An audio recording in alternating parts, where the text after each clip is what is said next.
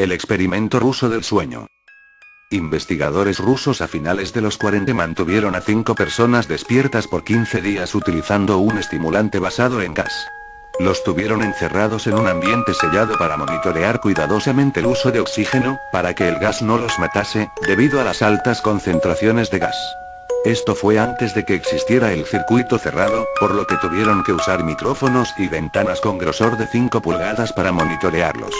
El cuarto estaba lleno de libros, cobijas para dormir, pero ninguna cama, agua corriente, baño y la suficiente cantidad de comida para que los 5 sobrevivieran por un mes.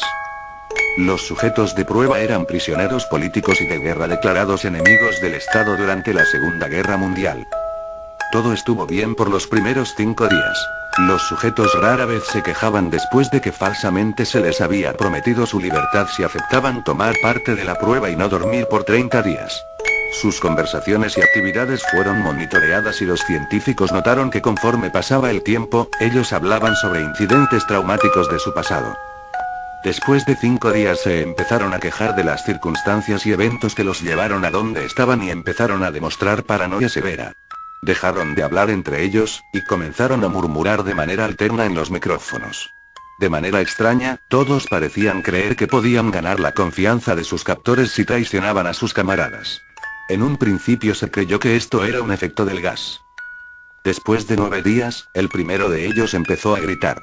Corría por todo el cuarto gritando repetidamente por 3 horas seguidas.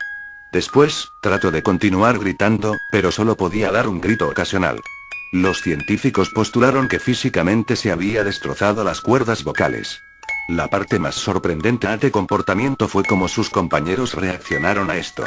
O mejor dicho, como no reaccionaron, continuaban murmurando en los micrófonos hasta que el segundo de los prisioneros comenzó a gritar. 2 de los prisioneros que no gritaban, tomaron los libros y llenaron página tras página de sus propias heces, y de manera calmada, los pusieron sobre las ventanas del cuarto. Los gritos cesaron de repente.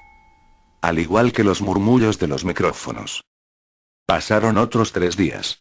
Los investigadores checaban los micrófonos constantemente para asegurarse de que trabajaban, porque creían que era imposible no escuchar sonidos con 5 personas dentro. El consumo de oxígeno indicaba que los 5 debían seguir vivos. De hecho, el consumo de oxígeno era el necesario para 5 personas que hacían ejercicio extenuante. En la mañana del 14º día, los investigadores hicieron algo que no debían hacer. Para llamar la atención de los prisioneros utilizaron el intercom dentro del cuarto, esperando provocar respuestas de los prisioneros, pues temían que estuviesen muertos, o en estado vegetal. Anunciaron: abriremos el cuarto para probar los micrófonos. Aléjense de las puertas y acuéstense con las manos atrás en el piso o se les disparará. Se le otorgará la libertad a uno de ustedes si obedecen. Para su sorpresa, escucharon solo una frase, con voz calmada: no queremos ser liberados. Hubo gran debate entre los investigadores y fuerzas militares que financiaban el proyecto. Sin poder provocar más respuestas utilizando el intercom, finalmente se decidió abrir el cuarto a la medianoche del día número 15. Se limpió el gas del cuarto, y se llenó de aire fresco. Inmediatamente, voces de los micrófonos empezaron a objetar. 3 voces diferentes rogaban por la vida de sus seres queridos, que encendieran el gas nuevamente. Se abrió el cuarto para sacar a los prisioneros.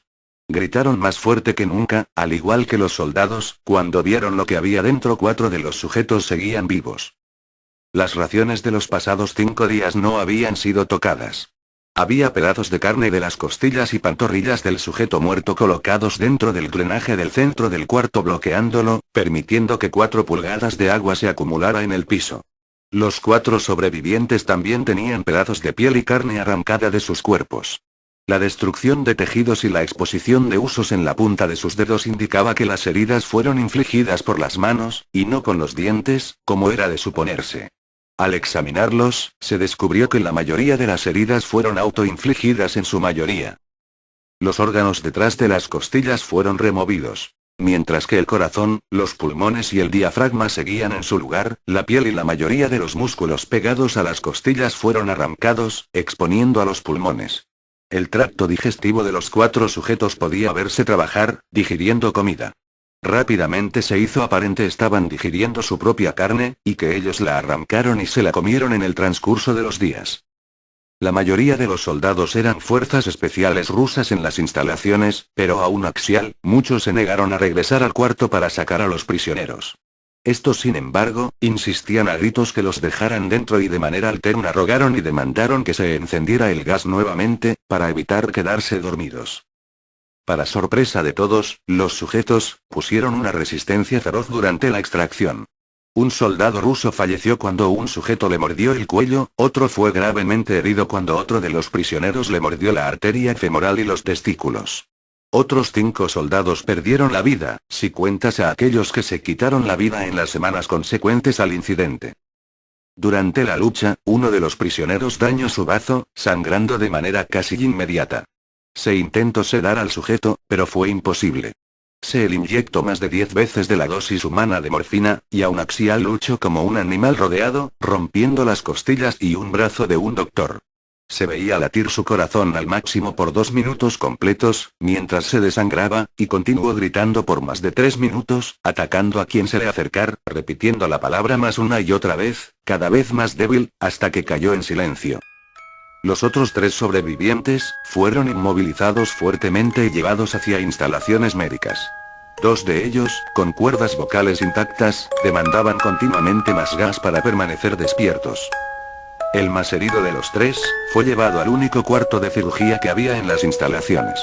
En el proceso de su preparación para colocar nuevamente sus órganos en su lugar, se notó que el sujeto era totalmente inmune a los sedantes. Peleó furiosamente cuando el gas anestésico se le estaba colocando. Se necesitó un poco más de anestesia de la normal para sedarlo, pero al momento que sus ojos se cerraron, su corazón se detuvo. En la autopsia, se encontró que en su sangre, había 3 veces la cantidad normal de oxígeno. También se rompió 9 huesos en la lucha para no ser controlado. El segundo sobreviviente, era el que primero gritó del grupo. Con sus cuerdas vocales destruidas, él no pudo objetar la cirugía, y solo reaccionaba agitando violentamente la cabeza en desacuerdo cuando se le administraba el gas anestésico. Afirmó violentamente con la cabeza cuando alguien sugirió en hacer la cirugía sin anestesia, y no reaccionó durante la misma, que duró 6 horas, en la cual se intentó reemplazar sus órganos abdominales y cubrirlo con lo que quedaba de su piel. El cirujano afirmó que era médicamente que el sujeto siguiera con vida. Una enfermera aterrada que ayudó en la cirugía, comentó que la boca del paciente formaba una sonrisa cada vez que sus ojos se encontraban. Cuando la cirugía terminó, el sujeto miró al cirujano y empezó a hacer sonidos fuertemente, como tratando de hablar. Asumiendo que esto era de gran importancia, el cirujano le entregó un papel y una pluma, para que el paciente pudiera comunicarse. Sigue cortando, escribió. Se le hizo la misma cirugía sin anestesia a los otros 2 sujetos. Se les tuvo que inyectar un paralítico, pues ellos reían constantemente, y le era imposible realizar la operación axial al cirujano. Una vez paralizados, solo podían interactuar con sus ojos. En el momento en que pudieron hablar nuevamente, exigieron una vez más el gas estimulante.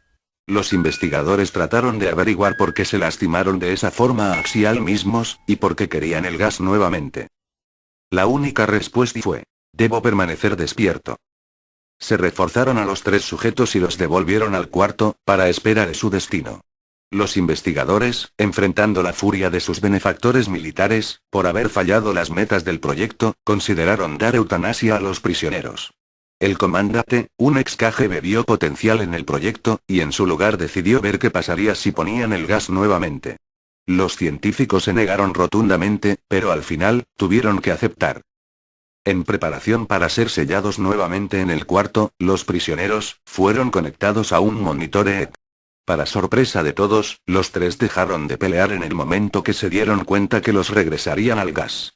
En este momento, era obvio que los 3 estaban haciendo un gran esfuerzo por mantenerse despiertos. Uno de los prisioneros estaba murmurando una canción.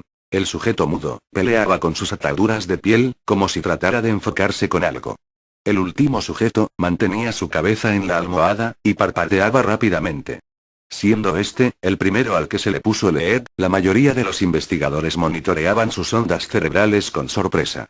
Eran normales la mayor parte del tiempo, algunas veces, aparecía una línea recta de manera inexplicable. Parecía que repetidamente sufrían de muerte cerebral. Mientras analizaban los datos, una enfermera notó que los ojos del sujeto se cerraron. Sus ondas cerebrales cambiaron inmediatamente por las de sueño profundo, luego se pusieron rectas, y de manera simultánea, su corazón se detuvo. El único sujeto que quedaba que podía hablar comenzó a gritar para que lo encerraran en ese momento. Sus ondas cerebrales mostraban las líneas rectas del sujeto que acababa de morir por quedarse dormido. El comandante dio la orden de sellar el cuarto con los 2 prisioneros dentro, junto con 3 de los científicos. Uno de los 3, inmediatamente tomó un arma y abrió fuego contra el comandante, matándolo de un tiro entre los ojos. Después apuntó al prisionero mudo, y le voló el cerebro. Apuntó al prisionero que quedaba vivo, mientras que los demás investigadores escaparon del cuarto. No me encerraran con estas cosas. No contigo. Le gritaba al prisionero que estaba atado al camastro. ¿Qué eres? Demandó. Necesito saber. El prisionero sonrió. ¿Tan fácilmente te has olvidado de mí? El prisionero preguntó. Somos ustedes. Somos la locura que está encerrada en todos ustedes, rogando por libertad en cada momento de tu vida, desde lo más profundo de tu mente animal. Somos aquello de lo que te escondes en tu cama todas las noches. Somos lo que duermes y silencias y paralizas cuando te vas a tu cielo nocturno, donde no te podemos alcanzar. El investigador hizo una pausa. Apuntó al corazón del prisionero y disparó. El EEG mostró una línea recta mientras el sujeto débilmente murmuró casi tan libre.